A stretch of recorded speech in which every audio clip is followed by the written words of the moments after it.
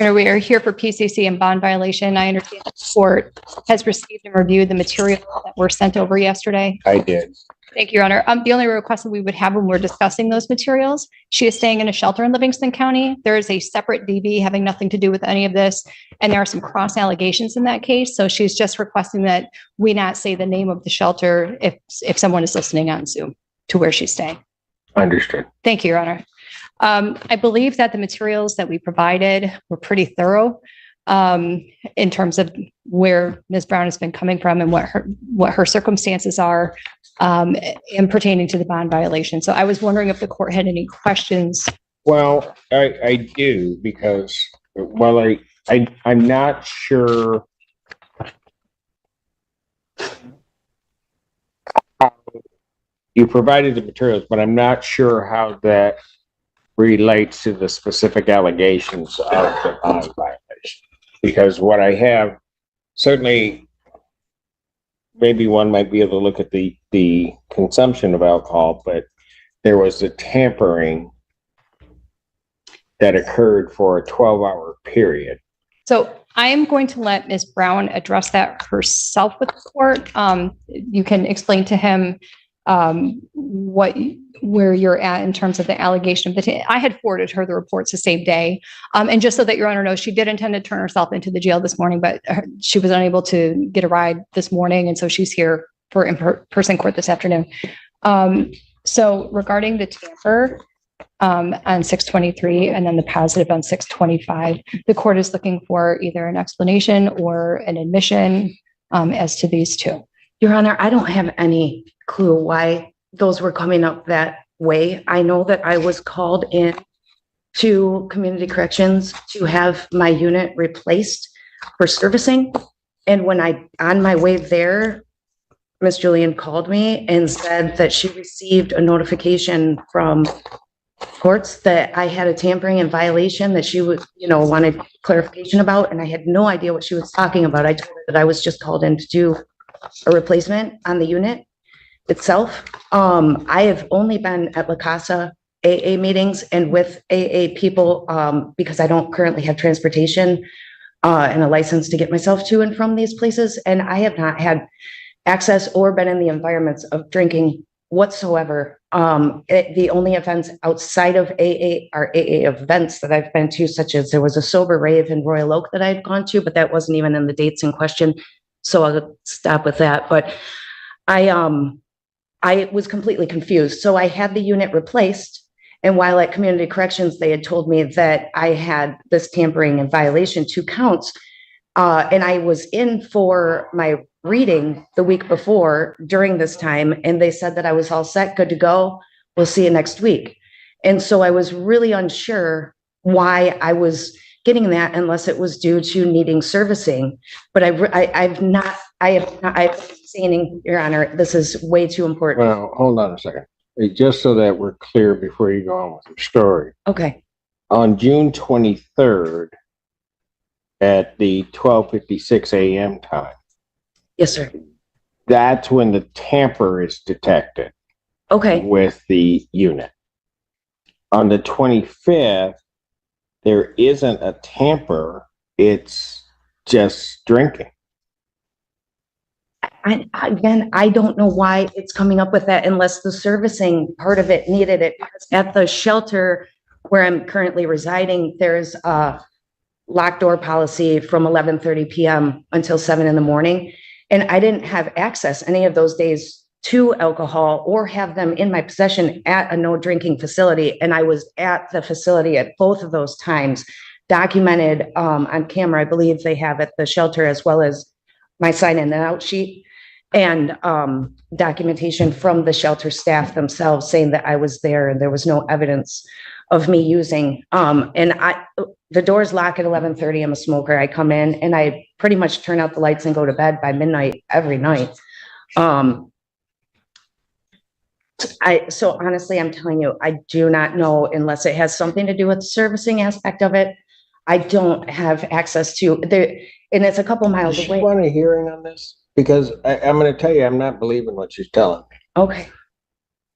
Then we would request a hearing and we would ask Community Corrections to bring a log of their, not just the violation reports, but if she's been indicating, and she did to me that day, that they called her to Community Corrections to switch out her unit. If there was a problem, and this would have been the unit that was switched out. After this, this would have been the problem unit, is what I'm saying, is that if there was a problem with the unit. So perhaps we'd hearing where Community Corrections can bring their documentation of what they did and when, and the servicing of their units.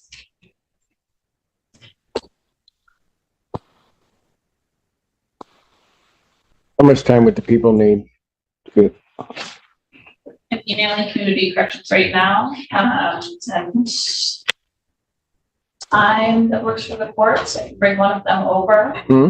Anytime that works for the courts, I can bring one of them over for a bond violation hearing, whatever works. All right, I'll set it for August. I'll set the bond violation hearing as well as adjourn it. This time the PCC out to August 1st, 2024. Actually, it's going to be at 3 p.m. because I got to be a hearing plus the PCC at that time. That's the bond in this case. Now, what I'm worried about is I issued a bench warrant without bond. I understand, Your Honor. I informed Ms. Brown of that the same day that the court issued the warrant. I did instruct her to turn herself into the jail. I do believe that part toward the end of her letter that was directed to the court expresses that she was emotionally really grappling with coming into custody based on all of her circumstances that were outlined. I have continued to encourage her to turn herself into the jail.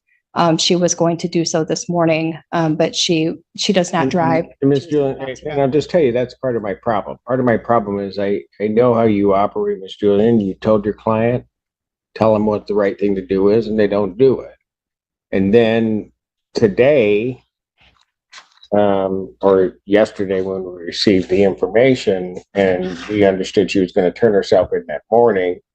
And so we were then trying to make sure that she was going to be on the docket at the proper time so we'd see her. So she was just sitting there and she doesn't turn herself in. And my staff, we're going all around trying to figure out where she is. And then I get an excuse she doesn't have a ride here. I just don't think she's going to do what anybody asked her to do. She's just going to make her own call on all this stuff. And I appreciate the circumstance that she's in and have great sympathy regarding that, but I can't let you just go around violating what the court says you need to do. Your Honor, I do have in the next week before the first medical alcohol treatment with another drug testing per bond order. And I also have general therapy with my counselor, my therapist, all of those appointments, as well as some medical appointments that are all before the 1st of August. I have not left the state, and I was here this morning. I was not able to get here to turn myself in, but I was here for this hearing, and I can assure you I'll be here on the 1st. I really need to make these appointments.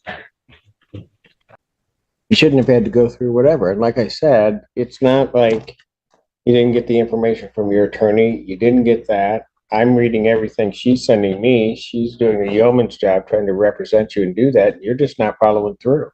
I do not have a license, and I'm really sorry that I was not able to turn myself in. I apologize for that. Thank you. Did you call your attorney and say you couldn't make it? No, I wasn't sure yet, but I. See, and that's what I'm talking about. I mean, Miss Julian makes a representation to us that this is what you're going to do. This is everything. And then the person that's defending you and trying to make sure that the court understands everything about you're not even communicating with them to say this isn't going to happen. And then you're not following her instructions. She said she'd meet me at 1:45, and I texted her at 1 o'clock and said I'd be here at 1:30 and that I would meet her at 1:45. I didn't ask her for a ride, though. You're right. She did text me. It was after the morning. I want to say noon, that you were not able to turn yourself in this morning, and that you would be here at 1:30. So I said that to meet me here, since you were going to be meeting me here. So How'd you get here this time? I had a friend of mine picked me up. I think that what you want to do is you don't do what you don't want to do. And so you don't put the effort forth. And then everybody is sort of just misled as to what you're going to do. Well, it doesn't work that way. Because it puts a whole lot of people out. Because, like I said, we're going on Miss Julian's representation of what she instructed you to do and what you said you were going to do. And you didn't do it. And then everybody's looking around. We don't even know where you are or that you're going to show up at this time. You don't get to make those choices. So at this time, Miss Julian, you can file a motion regarding her additional appointments and other things that she may have to do. But at this time, defendant's bond is revoked, defendant's remand. Your Honor, thank you. In the meantime, for the record, we are trying to see if we can resolve this case at district court level. So Okay. Those conversations will continue. Thank you. Thank you.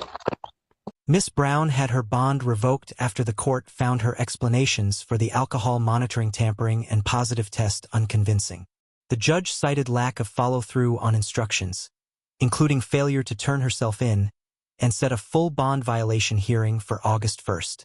This case underscores how seriously courts take bond conditions and the importance of consistent compliance. If you found this raw courtroom drama as shocking as we did, make sure to hit that like button, share your thoughts in the comments, and don't forget to subscribe for more jaw-dropping courtroom breakdowns.